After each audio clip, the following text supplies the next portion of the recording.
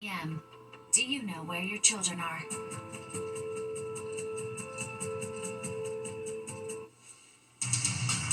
Right now on the 10 o'clock news. Another major water main break in Paterson, New Jersey leaves residents in surrounding areas high and dry. We've got WEN officials say they are hoping to have it fixed by. But first, a busy day for the candidates for the race for mayor. We are checking in on campaign stops across several boroughs. Good evening and thank you for joining us. I'm Arthur Gian. The candidates for mayor of New York City focusing on public safety and affordability as they stumped for votes across our city today. Fox 5's Stephanie Bertini is standing by live in the newsroom with all of the details from today. Stephanie. Hey, Arthur, in a mayor's race full of uniqueness, we saw something we don't think we've ever seen before. In the Zohra Mamdani campaign on this Sunday, a scavenger hunt, those participating showing their support for the Democratic nominee for mayor. The scavenger hunt involved having participants solve a series of clues related to a theme in New York City history. Campaign volunteers working the course of the hunt were set to help participants. This is, of course, a non-conventional campaign event. It started around 2 p.m. with the promise of a special surprise at the end. Zohra Mamdani, who has made affordability central to his campaign, addressed the crowd. What we saw today was thousands of New Yorkers joining us on a scavenger hunt, joining us to get to the foundation of what this campaign is all about, which is a love of New York City.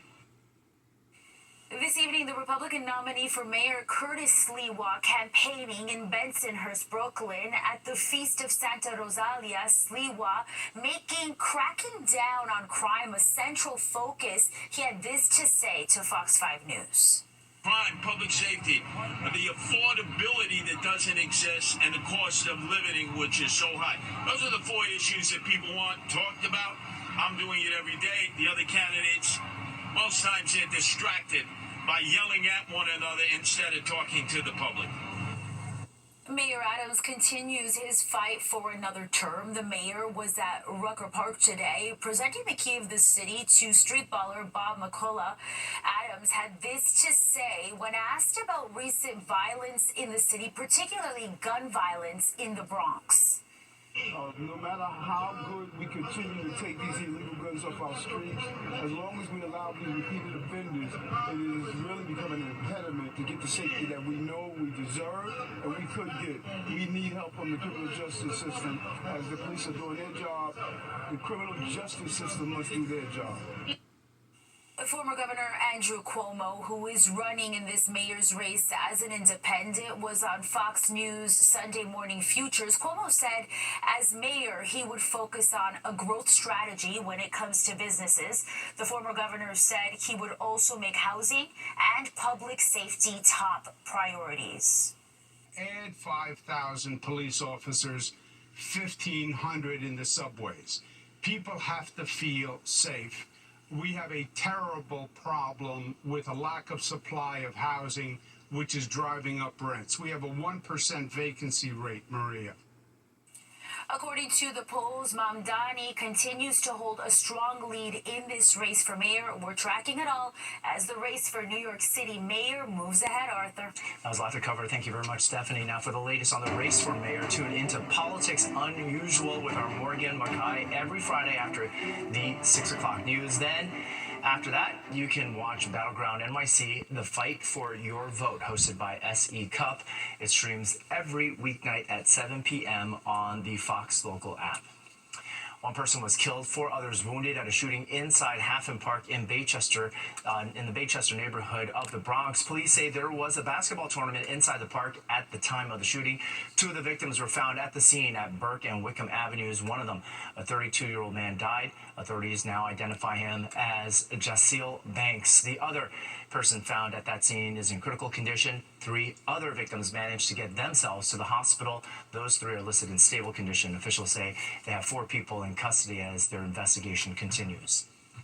Another water main break in Paterson, New Jersey, as we mentioned, this one in the Riverside section. The taps have run dry for people who live nearby. This is crews' work to try to fix it. Fox 5's Duarte Geraldino joins us live from Paterson tonight with the latest, and it looks like there's still water moving behind you. So much water, Arthur. I'm at North 1st Street and Archer Avenue in Patterson, where crews have been working all day long. In fact, this is where that 34-inch main broke. It's actually 42 inches. I misspoke over there.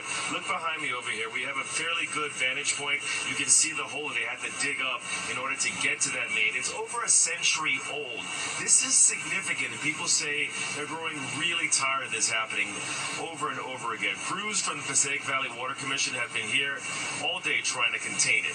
Now, this break is affecting people in surrounding communities, including Fair Lawn and the Riverside section of Patterson.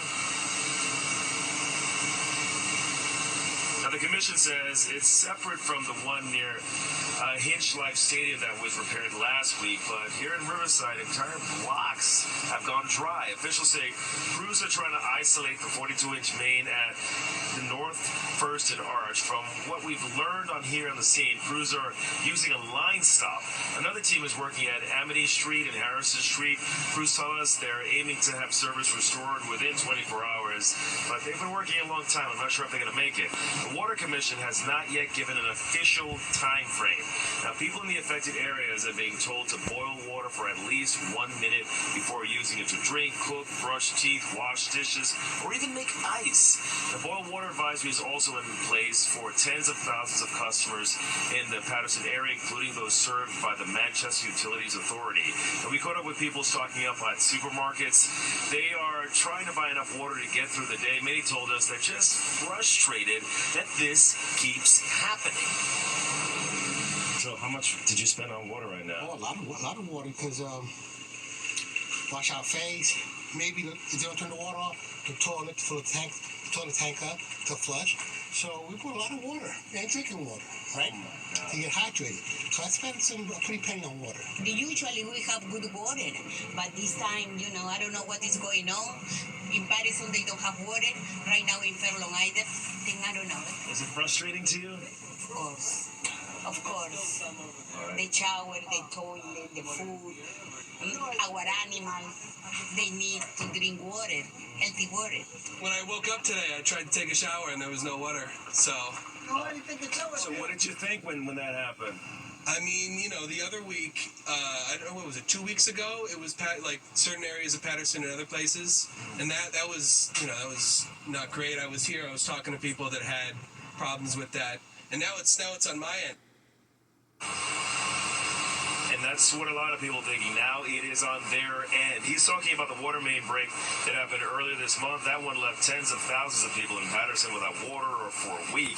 It also prompted a boil water advisory for nearly 77,000 customers in Patterson, Prospect Park, Haldon, and North Haldon. Crews tell us again that they're hoping that this is going to be resolved within 24 hours, but they're still working here, as you can see behind me. And many people around the neighborhood say they just want water to come from their pipes and to be assured that that water is safe to drink. In Patterson, Duarte Geraldino, Fox 5 News. All right, thank you very much, Duarte. Well, the swimming ban was lifted at all ocean beaches on Long Island today. Governor Hochul made the announcement now that the rough surf conditions and flooding resulting from Hurricane Erin have mostly subsided. However, she urged everyone to exercise caution, follow the posted advisories, and to follow guidance from lifeguards and park personnel. Officials stress dangerous rip currents remain and not to swim on red flag beaches when a lifeguard is not present.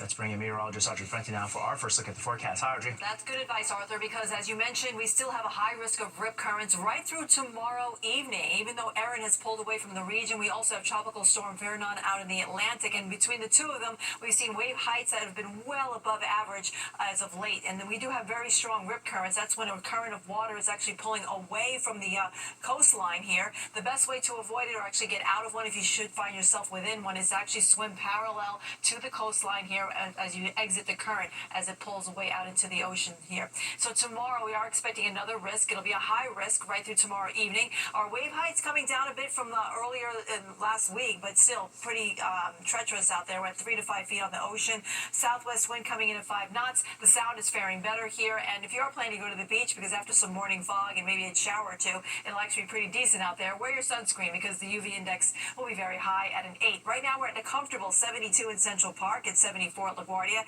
We've cooled down to 65 in Atlantic City. They're reporting clear skies at the moment. We have some clouds out there, a couple of isolated showers too, but we're really watching a line coming in from the west. It's along a cold front that's going to be pushing into the region tonight, so we'll start to see some shower activity in the Hudson Valley and the Poconos. A lot of it will fizzle out. It'll be here for the early morning part of the day tomorrow, but then we'll break into a mix of sun and clouds towards the afternoon. I'll have more details coming up. Arthur? All right, thanks so much, Audrey. Well, in national news, Kilmar Abrego Garcia's lawyer is speaking out about the Department of Homeland Security's potential plans to deport his client to Uganda, following Garcia's release from custody in Tennessee to await his trial. Correspondent Rebecca Castor has details from Washington. Abrego Garcia is accusing the Trump administration of trying to pressure him into a plea deal. He's the so-called Maryland man who's become the picture of President Trump's immigration crackdown after he was mistakenly deported to El Salvador earlier this year. He was brought back in June, but is still waiting to face trial in Tennessee on human smuggling charges and was on ICE's radar in the first place over alleged ties to MS-13. He is not a Maryland man, as they continue to say. He is a criminal man. And the charges against him, transporting MS-13 into this country, trafficking people around the country, we know that this guy should be deported. After months in custody, he was released from jail on parole Friday and is back in Maryland with his family. But it looks like he won't be a free man for long. He was told to report to ICE in Baltimore on Monday and has been notified that they plan to deport him to Uganda. Preposterous that they would send him to Africa, to a country where he doesn't even speak the language, a country with documented human rights violations, trying to use which country they're planning on deporting him to as a means of punishing him for exercising his constitutional rights. That's not permitted. That's not allowed.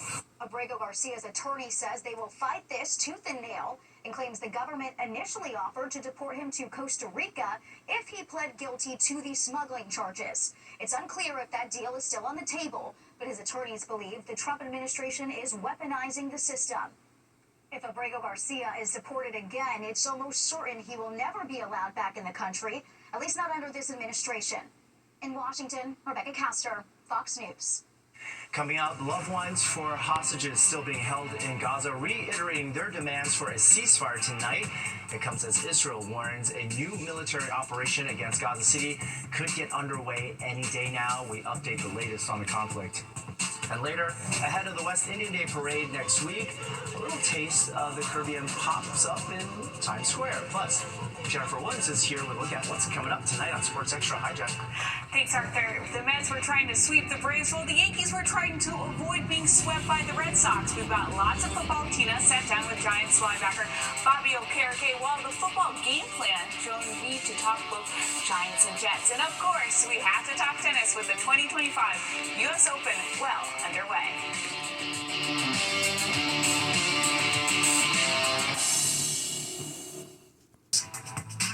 To the Mideast now, relatives of the hostages still being held in the Gaza Strip continue demanding a ceasefire in the Hamas-Israel war and the return of their loved ones. They made the latest plea yesterday in Tel Aviv, and it comes as Israel's defense minister warns Gaza City could be destroyed in a new military operation that may begin in a matter of days. The IPC, which is the world's leading authority on food crises, also confirms for the first time that famine has gripped Gaza City and is likely to spread quickly. Israel, however, rejects the famine declaration as, quote, an outright lie spread by Hamas. The opportunity is now. If Netanyahu launches an operation, it will bring only death, and our loved ones will die. Most of the hostages have been released in previous ceasefires or through other deals, but 50 remain in Gaza, about 20 of which are believed to be alive. Coming up, meteorologist Audrey Puente has our forecast. After some warm temperatures tomorrow, things will start to cool off a bit. What you need to know for your week ahead.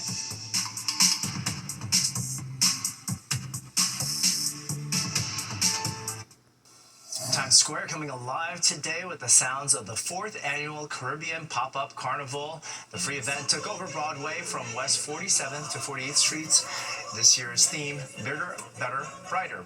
pulsating rhythms paired with dazzling costumes for the event highlighting Tropical Fest's mission to showcase the richness of Caribbean heritage. Beautiful day for it. Audrey Puentes here with our forecast. Let's see if our luck continues. Well, it looks like we're going to have a pretty decent week ahead of us, Arthur. But first, we have to get through a couple of showers in parts of the area tonight. Today was spectacular. We had a temperature of about 80 degrees. That is a little bit below normal for this time of year. And it did feel a touch more humid, but overall, a pretty decent day. 67 was the morning low. Right now, we're at 72 in the park, at 71 in Islip, and 70 down the shore in Belmar. Up in the Hudson Valley, we're finding 72 in Poughkeepsie and 66 in Monticello. And our dew points are reflecting that little touch of mugginess that we felt a little more today than yesterday. We have readings in the 60s, and it looks like we'll see a drop in these numbers in the upcoming week as refreshingly drier and cooler air works in here starting on Tuesday. Our winds have lightened up too since earlier. We had wind gusts up to 25 miles per hour today, but right now the sustained winds are anywhere between 5 and 10 on average, and they'll stay that way for the rest of the evening. Tracking some showers on the radar. This part here not quite reaching the ground just yet here. We do have some clouds in place, but none of this is reaching the ground. What we're really watching is this line that's formed along a cold front that's marching across the central part of New York and now heading into north central Pennsylvania. Couple of thunderstorms within this line here. I've seen some lightning strikes on the radar here, and it is marching eastward, and it will affect the Hudson Valley overnight, so we could hear rumble of thunder in places like Sullivan, Ulster, and Dutchess counties. Here's the front as it's draped over towards our west. Behind it, we have high pressure pushing in from the west, and that's going to set us up for a very nice stretch of weather as we go into the upcoming week. In the meantime, we are seeing cooler temperatures behind the front too. Highs today were only in the 60s in Minneapolis, 70s for Chicago and Kansas City, and we'll be in the 70s also by the middle part of this week. A look at the future cast shows that front slowly making its way eastward here. A lot of the dynamics though kind of fizzle out before they reach the immediate tri-state area, so I think a lot of the shower activity will actually diminish before it reaches the immediate region here. The clouds remain though tomorrow morning. We could squeeze out an isolated shower early, and there will be some patchy fog, but then pretty soon we'll see the clouds break up, the fog mixes out, and we generally have a mix of sun and clouds as we move along through our Monday. Tuesday looks pretty good. We'll start out with plenty of sunshine, a couple of clouds decorating the sky from time to time, and it looks pretty decent and quiet. We have minimal rain chances this week. We could squeeze out maybe an isolated shower late in the evening or early evening on Tuesday, and then possibly Friday again is when we'll see our next chance of showers. And let's take a look at the tropics right now. Two areas of interest for the National Hurricane Center. One is to our south here, and then we also have Tropical Storm Fernand, which is sitting over towards the east here. It's actually east of Bermuda, located right here. It's holding winds at 45 miles per hour, so it is moving to the north-northeast at 13, taking itself all the way out into the northern Atlantic where the ocean waters are a bit cooler, and it does remain its tropical storm status through Wednesday, but it's not going to be making a landfall here in the U.S., which is good news for us. 69 degrees will be tonight's low in Central Park, and then tomorrow will be a warm day, the last one of this week. 85 will be the high temperature. Then a front will move through by tomorrow evening, and our temperatures will drop into the 70s for highs starting on Wednesday. Pretty quiet this week, though. No major storm systems in sight. We'll have measurable rainfall coming in late in the day on Friday. Arthur? Looks great. Thank you so much, Audrey. When we come back, we're going to be taking a look at some things happening in the week ahead, including how you can get to check out the final season of the Bronx Night Market.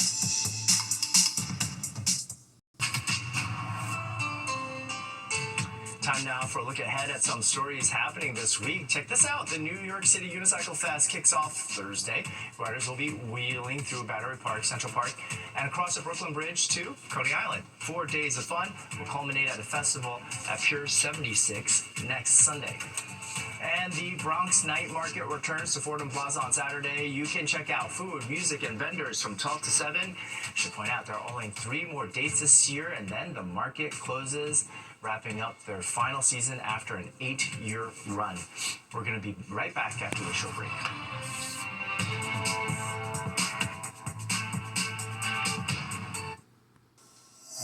That's Rumi. Oh, that was Rumi, and she and her friends have given Netflix their first #1 box office title. This is thanks to the K-pop sensation. Even though the streaming company does not report ticket sales, rival studios estimate K-pop Demon Hunters made up to $20 million this weekend. Netflix put the movie into theaters for a sing-along screenings following a huge streaming debut. And like the title suggests, the movie centers on this K-pop superstar group who doubles as Demon Hunters. That's all we've got for the news tonight. You're all caught up for the week ahead. If you've missed any part of the 10 o'clock news, you can always catch an encore on our free streaming app, Fox Local. Just scan this QR code we're putting on your screen right now to download the free Fox Local app on your phone, where you can then stream our newscasts anytime from anywhere. Stay with us. Sports Extra starts right now.